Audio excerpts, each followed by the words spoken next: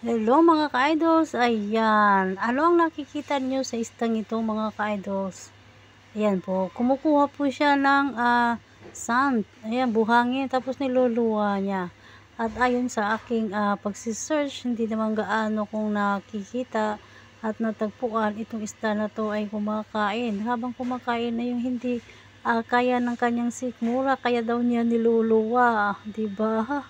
So, ganyan mga ka-idols, ako po ay nagtingin-tingin lang muna at ayun nga ang napapansin ko, nababasa ko lang doon dahil kapag kumakain daw itong isda na 'to at hindi sang-ayon sa kanyang sikmura kaya po nilalabas niya. Ayan mga ka-idols, ayan ang tawag ko po diyan nito ay spitting fish, ayan. Hello spitting fish, ayan napakaganda naman ito mga ka-idols at first time ko itong nakita, ayan lalo na ang kanyang hasang, ayan oh. Oh, talaga thank you for watching, bye.